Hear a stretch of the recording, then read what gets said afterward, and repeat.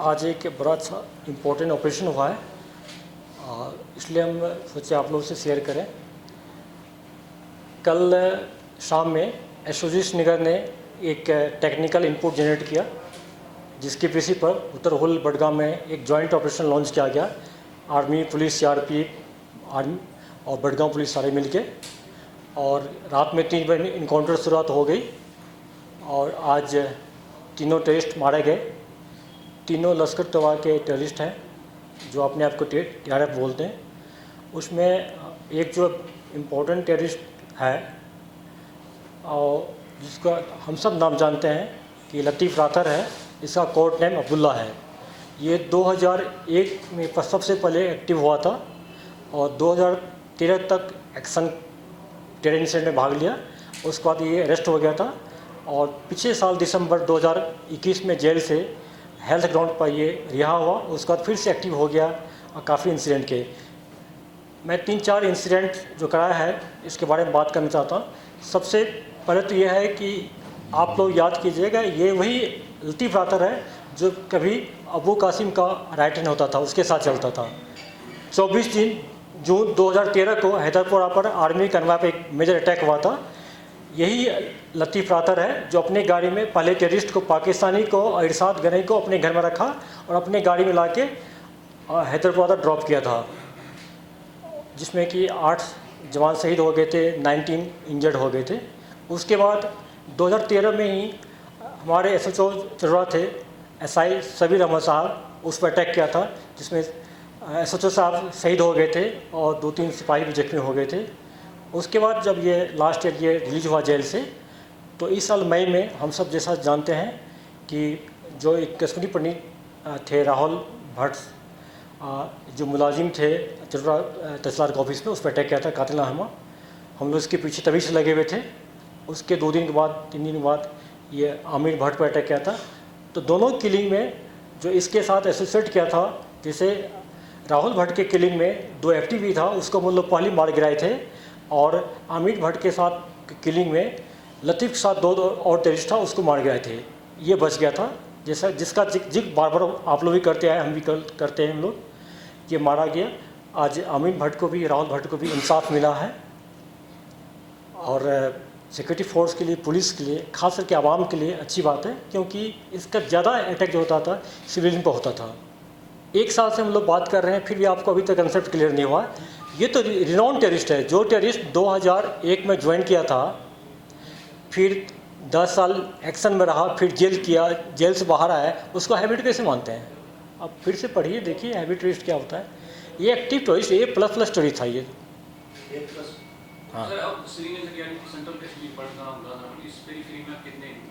जहाँ तक हम लोग ज़्यादा फोकस करते हैं श्रीनगर डिस्ट्रिक्ट में, श्रीनगर डिस्ट्रिक्ट में इसके साथ मैं भूल गया कि शाकिब मारा गया है, जो खुनमु श्रीनगर डिस्ट्रिक्ट का है। दूसरा मुजफ्फर मारा गया है, अगेन श्रीनगर का है।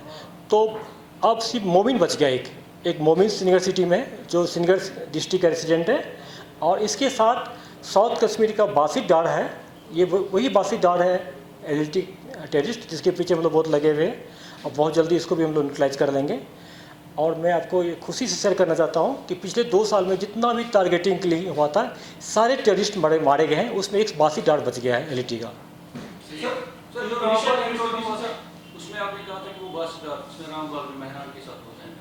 जी नहीं, वो बासित डार नहीं था, बासित भट्ट था, अलग था। जो 3 बासित है, एक बासित डार है, एक बासित भट्ट है, अलग दोनों है। मैं जिस बासित डार की बात कर रहा हूँ, ये कुड़गांव डिस्ट्रिक्ट का है, LLT का। ये सब सुनने में आया था जो हाइब्रिड टेरर कोड है, मेहरान के साथ जो इंजर्ड हो गया, वही सब बात है। जिंदा मरा नहीं है, इंजर्ड हुआ था उसमें मेहरान के साथ। आप सही बोले। श्रीनगर डिस्ट्रिक्ट में एक मोमिन बच गया, एक लेकिन श्रीनगर डिस्ट्रिक्ट का है रेसिडेंट, लेकिन साउथ कश्मीर, नॉर्थ कश्मीर के टेररिस्ट यहाँ आते रहते हैं। इसलिए आप देखते होंगे पिछले 2 साल में जितना इनकाउंटर हुआ है, उसमें 75% टेररिस्ट जो है या तो साउथ कश्मीर का है या नॉर्थ कश्मीर का है। अभी बहुत कम हो गया टेररिस्ट। आज के इनकाउंटर के बाद मैं ये कर सकता हूँ कि लोकल टेररिस्ट का नंबर जो है बिलो 80 हो गया है। 80 भी मान लें 80 लोकल टेररिस्ट हो गया, और लगभग 45 to 50 FD है। अभी तक में जैसा कि हम लोग जानते हैं कि इस साल में आज के इनकाउंटर को जोड़ दें हम लोग तो 130 टेररिस्ट मारे गए हैं और उसके अलावा 2 गाइड मारा गया जो टेररिस्ट के साथ चलता था कुपवाड़ा डिस्ट्रिक्ट में। तो इसमें से लगभग 35% हैवी टेररिस्ट है।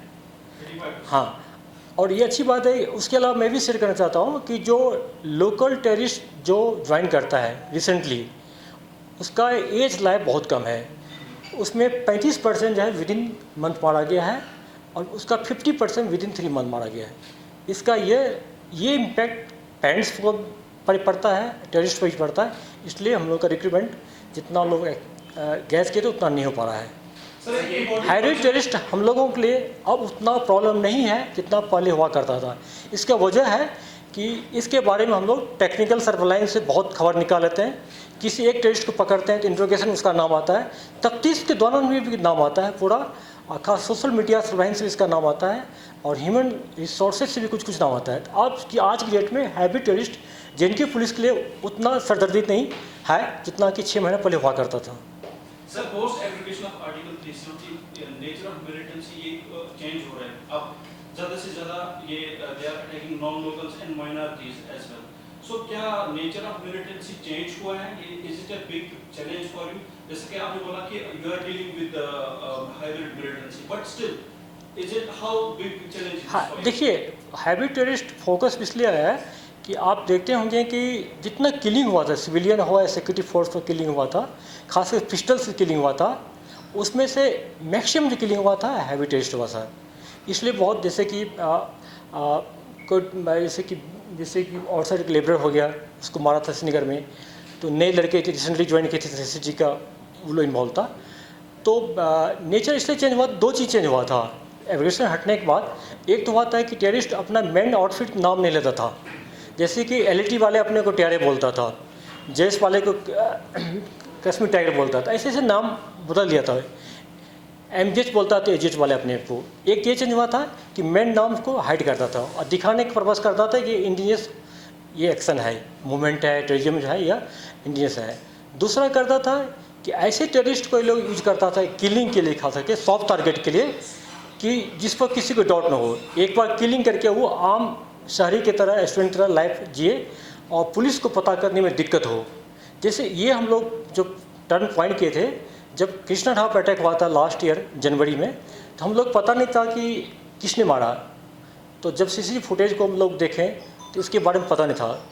फिर उसके पेरेंट्स के पास गए, उसके पेरेंट्स को दिखाएं तो पेरेंट्स खुद रोने लगा कि मेरा बेटा ऐसे कैसे कर लिया। लेकिन फायरिंग किया था, फायरिंग करते पिक्चर आया था पूरा।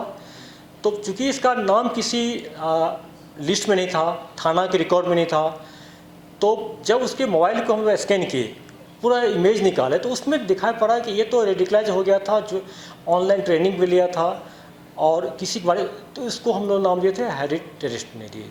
और ये पिछले 1.5 साल से काफ़ी हम लोग को तंग किया है।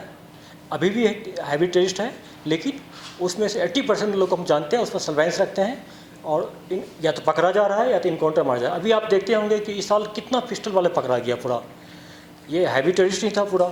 जैसे कुलगांव में इनकाउंटर हुआ था रेवनी खुटबनी में, 2 टेररिस्ट को हम लोग जो सेंटर लिए थे, कि जब उसको मौका दिए हम लोग तो खिड़की से पिस्टल फेंक लिया, फिर पेरेंट्स भी आ गया। और रिसेंटली और सारे पकड़े हम लोग। कुछ ऐसे भी जो हैवी टेररिस्ट इन ट्यूब पाइपलाइन था, जो पेरेंट्स के थ्रू हम लोग वापस लाए, उसको मीडिया से इसलिए शेयर नहीं किए कि उस पर सोशल स्टिग्मा पड़ता। जो भी पेरेंट्स का एक हम लोग से कमिटमेंट किए थे कि बेटा का नाम नहीं लेंगे मीडिया में, लेकिन ऐसे लोगों को भी हम लोग ला रहे हैं। हैबिट में 2-3 टाइप का होता है। एक है जो पाइपलाइन में है, एक्शन नहीं किया है कोई, तो उसको हम पेरेंट्स के थ्रू वापस लाते हैं। अभी बहुत उसमें मैक्सिमम अभी तो कोई रिसाइकल नहीं हुआ, कोई एक्टिव नहीं हुआ है, ये अच्छी बात है। दूसरा है कि जो अरेस्ट भी करते हैं हम लोग। तीसरा जो इनकाउंटर मारा जाता है। तो मान के चलिए कि सर पूरा टेरर कोड जो हाइब्रिड टेररिस्ट का वो पूरा डिकोड हुआ है, मैक्सिमम हो गया, मैक्सिमम। क्योंकि ये डायनेमिक प्रोसेस होता है, ऑन गोइंग चलते रहता है पूरा, और नए लड़के जो है ये मैक्सिमम हो रहा है, ये जो ऑनलाइन हो रहा है लोग की। हाँ बताइए। दूसरे को बोले आप एक ही क्यों पूछ रहे हैं, बाकी लोग पूछ रहे हैं ये क्या? हाँ, कुछ केस में पेरेंट्स को पता नहीं होता है, कुछ केस में पेरेंट्स को पता हो कि पेरेंट्स देखते होंगे कि सोशल मीडिया थ्रू अपील भी करते हैं, आए दिन पेरेंट्स अपील भी करते हैं कि बेटा को वापस आ जाओ।